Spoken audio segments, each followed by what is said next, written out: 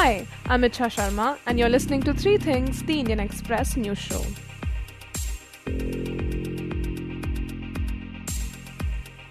Leading up to this year, we've been looking back at some of the biggest moments of 2025 on the show.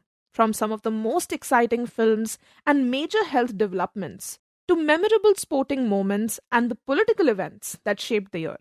But today, in the final episode of this series, we turn our attention to the international events that had the biggest impact on India. After all, 2025 was a year when the global order and India's neighbourhood both shifted remarkably. In fact, this year has started with major developments taking place in Venezuela, which we will be talking about in the coming week. But before we do that, we are joined by the Indian Express's diplomatic affairs editor, Shubhajit Roy, to discuss the year gone by. Shubhajit, 2025 was not a routine year for Indian diplomacy, and you've actually described it as a year of rupture. So, could you tell our listeners what fundamentally changed in the global order in 2025? I think, for 80 years since World War II ended in 1945, there was a geopolitical and geoeconomic order that was in place. And largely, there were certain rules that, countries followed, whether it came to trade, tariffs being the most important one. And secondly, it was also linked to the whole globalization process where, movement of people and goods and services was considered to be part of the global rules-based order. For last 8 decades, it appeared that was the sort of fundamental compact amongst countries, amongst nations, amongst governments, so that everyone stayed stable, and there were less incentive to disrupt and pick a fight or pick a war. Although it was not a perfect world, there were conflicts, there were wars, but largely the countries were following these geo-economic rules, geopolitical rules, and the world order was in place. In 2025, what happened was US President Donald Trump, he assumed office for the second time, and this time he came prepared with his sort of policies, where he challenged and disrupted both the trade and tariff, compact that existed, also on the immigration issue, because it was such a hot button issue for his politics and his political campaign. He also made it a case in point where deportation and high visible deportation of illegal immigrants were carried out. And on both these accounts, India faced the pressure and from these two policies as they were sort of implemented and enforced across the world. So from that perspective, it really sort of was a challenge to the global order. And that's why this is the year of disruption. India you have to understand, for many years it was a one-sided relationship. Only now, since I came along, and because of the power that we have with tariffs, India was charging us tremendous tariffs, about the highest in the world. They were about the highest in the world, number one. And we, therefore, weren't doing much business with India, but they were doing business with us because we weren't charging them. Foolishly, we weren't charging them. Right, and Shubhajit, India actually began 2025 quite optimistic about its ties with the US and its relations with Donald Trump. But as you mentioned, with the 50% tariffs on Indian exports, the highest imposed on any country, and with Trump publicly claiming credit for mediating the India-Pakistan conflict, there was this sharp decline. So could you talk about what this year revealed about India-US ties under Trump 2.0? Well, about a year ago, India was pretty bullish about ties with US after Trump's re-election. And in fact, quite early on, if you remember, External Affairs Minister Shashank, he visited Washington even before the swearing in of Trump.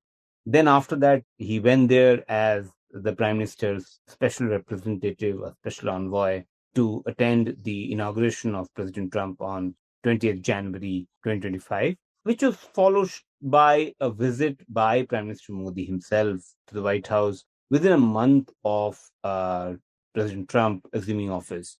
So all was good till that time, and both sides at that point of time agreed that they should work on a trade deal to be concluded by the end of the year. But, very soon, these and US also agreed that they will conduct more business in terms of defense, in terms of energy, and work towards the legal migration route as well.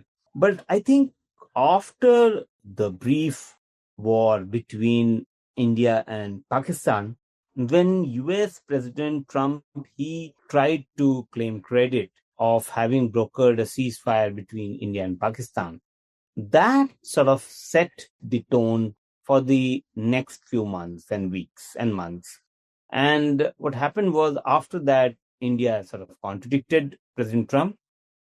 दुनिया के किसी भी नेता ने भारत के operation रोकने के लिए नहीं कहा. And we saw that, how Trump essentially, who had authorized his officials and negotiators to come to a trade deal, sort of was not happy with the trade deal.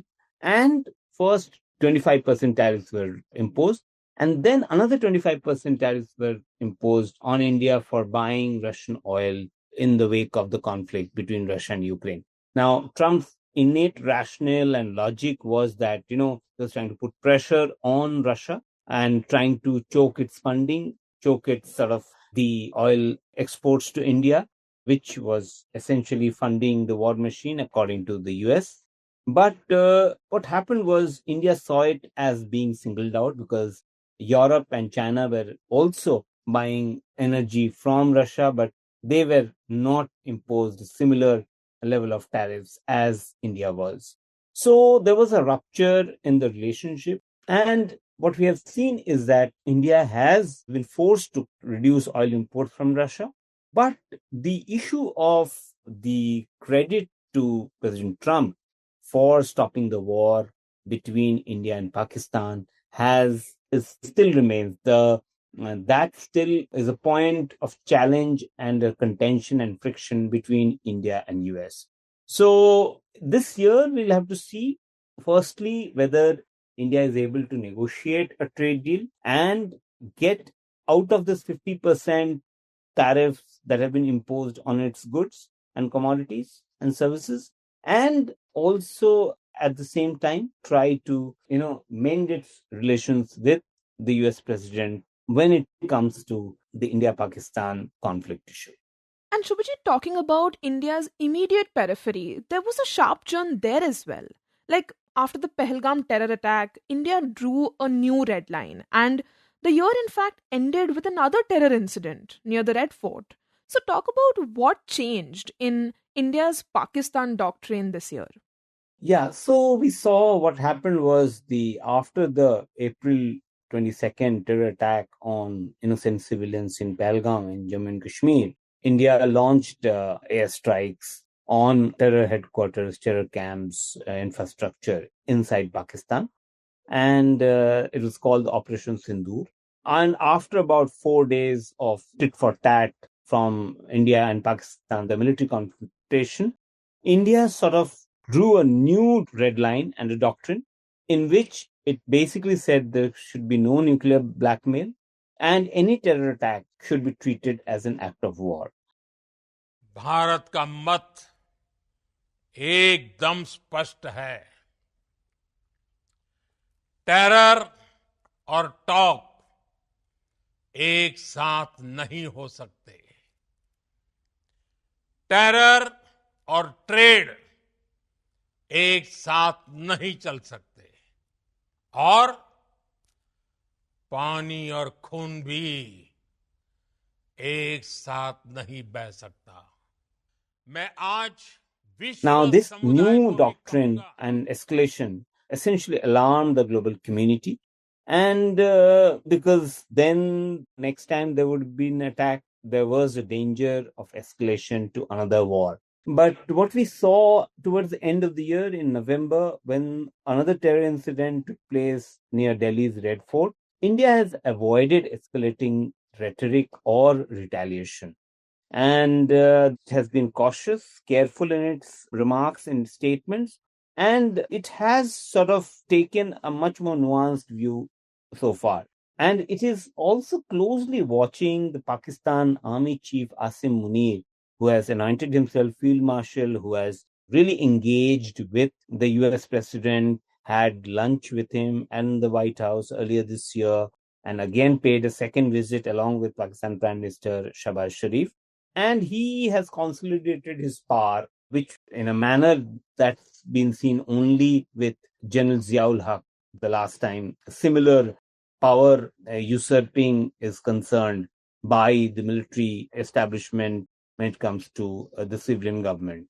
And so India is sort of watching this new army chiefs or this new phenomenon of the army chief in Pakistan regaining and consolidating control without doing a coup against the civilian government. So this is the big challenge that has emerged with Pakistan in 2025, and we'll have to see how that plays out in the next year or so in 2026 as well. Right, and speaking of the periphery, we have two elections promised in early 2026.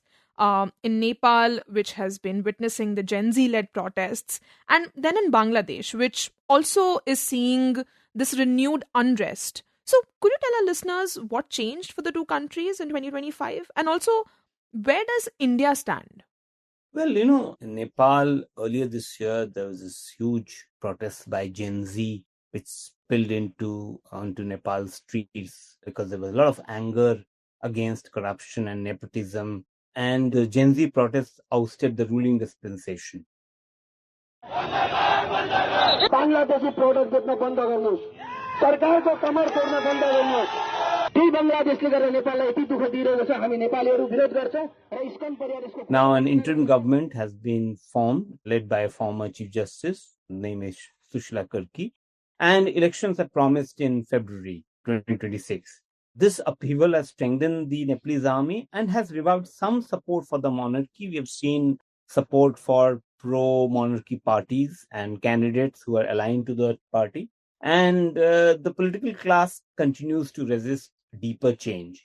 Now, the thing to be seen in Nepal is if and when the elections take place, we'll have to see whether the younger guard gets a chance and the older guard sort of leaves the scene, and the older mainstream political parties are able to reassert their control in the elections and in the outcome of the elections.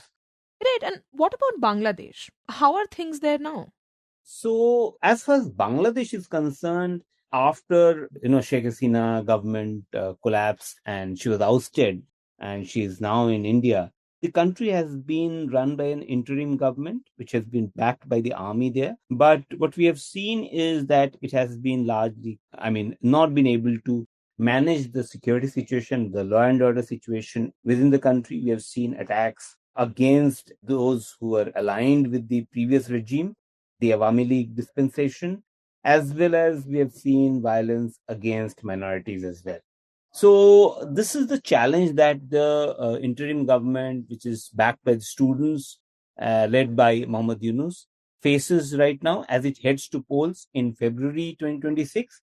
Now, India has been watching how the elections play out there because, in Bangladesh, they have banned Sheikh Hasina's party, Awami League, while she's a fugitive from law, and she's been sentenced to death in a couple of cases for crimes against humanity because of her role in how she kind of ordered the law enforcement agencies to fire at the protesters and people were killed. Right, and so Shubhajit, how is India viewing this possible exclusion of the Awami League from these elections? So the Indian government has been asking Bangladesh government to hold free, fair, inclusive, credible, and participatory elections. What essentially means is that Bangladesh should allow the participation of Awami League, and instead of banning them, should allow them to participate and contest the elections. Now, what has happened is in BNP, which is the opposition party, it is looking at contesting the elections and possibly forming the government. Its leader, Khalida Zia, has passed away on Tuesday morning, and her son, Tariq Rahman, who returned to Bangladesh after 17 years, is expected to lead the party for the polls and is widely anticipated to become the Prime Minister of Bangladesh if his party, the Bangladesh Nationalist Party, BNP, wins elections and comes to power. But the real challenge will be how does the right-wing Islamist party, Jamaat-e-Islami, it fares in the polls because it has done extremely well in the student union elections in the universities in Dhaka and other universities in Bangladesh. And also they have to see how the student-led parties, which is the National Citizen Party and other such outfits, they perform at the polls. So we are looking at a post-Hasina, post-Khaleda Zia political situation after almost 3.5, 4 decades of these two women really ruling the country or playing a big role in the political landscape in the country. So India will be watching at the new dispensation, the new combination, how it plays out. And Shubhajit, turning to our other neighbor, this year we also saw this re engagement with China, even though we still have around 50,000 troops deployed on each side of the LAC. How do we interpret this new normal? Yeah, so, with China, the re engagement process started in October 2024 when India and China officials they announced the disengagement from last two friction points, which was followed by a meeting between Prime Minister Narendra Modi and President Xi Jinping in Kazan in Russia on the sidelines of the BRICS Leaders Summit in October 2024. And since then, the two sides have been trying to re-engage and normalize the relationship. So this year, through the year, they have restarted direct flights. They have restarted visa services for tourists, for the business visas, and all those things have happened. But the larger issue, a strategic challenge of the border standoff still continues because there are still 50,000 troops, Indian troops on the Indian side and another 50,000 on the Chinese side, about 1 lakh troops face to face on the India-China border along the LAC and Eastern Ladakh. And that situation has not gone away. So while there has been a case and there has been effort made for normalizing the ties, but what we have seen is they have not yet been able to resolve the border standoff at all and completely. So we'll have to see in 2026 if there is some movement on that front as well. And we'll also have to see how the rest of the efforts, like, for example, increasing the economic activity, the investments, allowing investments by the Chinese companies in India, how they play out in the coming year. And also, Shubhajit, as India's ties with the US soared, we also saw India asserting strategic autonomy in 2025 with PM Modi meeting President Xi and President Putin at the SCO summit and later also hosting Putin bilaterally. So, what did this mean for India? And also, how did the world react to this? I think it was a display of India's strategic autonomy. And, but the thing is that the outreach was also bilateral for India's own national interests. Obviously, this outreach, especially with President Putin, it unsettled and annoyed the European countries, European partners. But we'll have to see how these relationships fare in the coming weeks because India has a very strong relationship and rapport with the European partners, especially Germany, France, and now the European Union as well, as it engages with the Europe in the face of a very, very aggressive and for different US administration that has challenged the India's strategic autonomy. So we'll have to see how this outreach to China and Russia play out. But independent of that, India's outreach to Europe will continue, and we'll see in the next month on January 2026, on the Republic Day, we'll have the European leaders Ursula von der Leyen and Antonio Costa as chief guests for the Republic Day celebrations, which will be the first time that the European Union's leadership has been called for the Republic Day parade. So that's how India is trying to balance this outreach with Russia and China on one hand, and with the European partners on the other. Right, and with the US imposing tariffs over purchases of Russian oil, India is also now deeply invested in the Ukraine peace process and is discussing possibly hosting Zelensky as well. So, what is New Delhi signaling with this prospect? I think it is in India's interest that the Russia-Ukraine war it comes to a halt, because that will ease the pressure on Trump so that he can remove the tariffs, at least the 25% tariffs that US has imposed on India for buying Russian oil. So it is deeply in India's interest. And that's why it is also engaging with Zelensky at the same time. So it is in talks with the Ukraine president for visit to India. So we'll have to see how the negotiations on the Ukraine-Russia talks proceed. We have seen there have been some movement. There is talk of security guarantee by the United States, but we'll have to see how those security guarantees are implemented, how they are sort of established, and also the issue of territory, how that is negotiated. So India, which doesn't want to play a mediator's role, it finds that the stopping of the Ukraine-Russia war is in India's interest and in the interest of global South. Right, and Shubhajit, speaking of war, last year we saw Trump brokered ceasefire in Gaza, although there were several violations to it immediately after. And then there was also the US bombers which struck the Iranian nuclear sites. So, could you tell our listeners what lasting impacts did 2025 demonstrate in the region? Well, we saw, in the middle of the year, the Israelis and the Americans, they established dominance or air superiority over Iran as they bombed Iran, and especially the Americans used their bombers to bomb the fortified nuclear sites inside Iran. And then we saw a situation where the US president got both Israel and Hamas to agree to a ceasefire, at least the first phase of the ceasefire, in which hostages were released by the Hamas, and the Israel could get back all the hostages that were alive and also dead.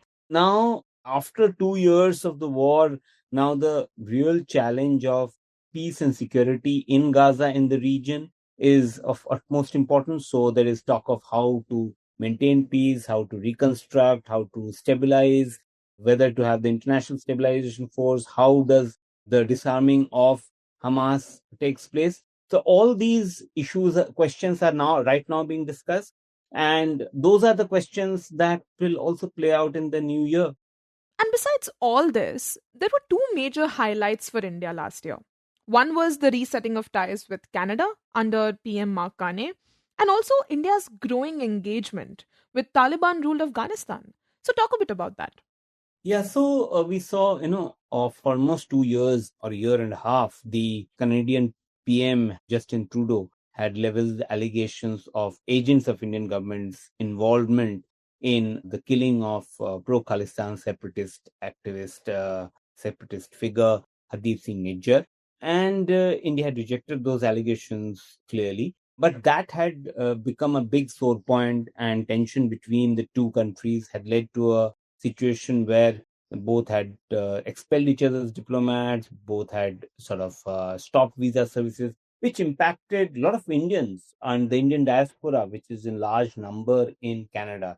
And also Indian students were inconvenienced because a lot of Indian students go to Canada to study. And so I think earlier this year, after Trudeau resigned and Mark Carney, who's the new prime minister, he took office first, and then he won the elections, and then he acted in a much more restrained and matured manner, in which he reached out to Prime Minister Modi, invited him for the G7 summit, where the two leaders met in Canada, and they decided to re-engage and normalize the ties after a year and a half of tension. And now what we have seen is that two sides are trying to normalize the ties, again, reinstating ambassadors, restaffing with the diplomats, and the different other visas and other issues also coming back to normalcy.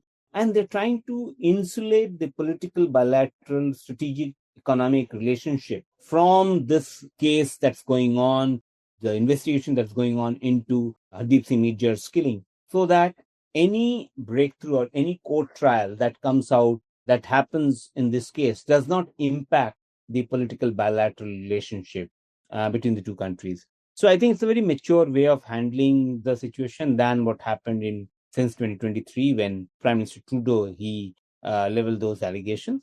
Right. And Shubhajit, what about the strengthened engagement with Taliban ruled Afghanistan, especially allowing the Taliban to take over the Afghan embassy? Yeah, so in terms of Afghanistan, after 2021, when Taliban took charge, India had withdrawn its embassy and then it had restaffed it with a small technical team. But there was not much political contact. Earlier this year, the Foreign Secretary Vikram Misri, he met the Taliban foreign minister in the UAE, and which was followed by calls between Foreign Minister Jaishankar and Foreign Minister Amir Khan Muttaqi from Taliban-led Afghanistan. And towards the end of the year, we saw the Taliban Foreign Minister Muttaqi, he paying a visit to India.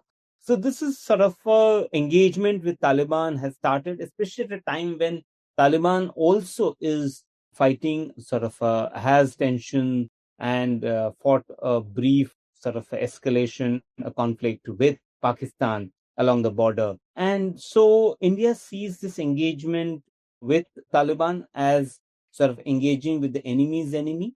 And we'll have to see how that plays out. So far, India has agreed to give more humanitarian aid to Afghanistan for the people of Afghanistan, and also has allowed Taliban to establish its embassy, essentially take over the Afghan embassy and allow Taliban to appoint diplomats in India.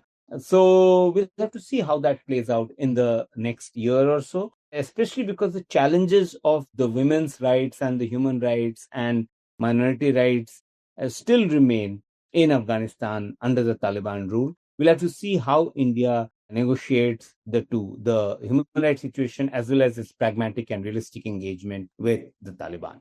And Shubhajit, talking about this year, we know that India will be hosting the BRICS summit and possibly even the Quad Leaders Summit. So, what would you say are the major watch points? Well, both these summits, BRICS Summit and Quad Summit, are expected to take place. Quad Summit was expected to take place this year, but because of the strained ties with the US, it could not be held.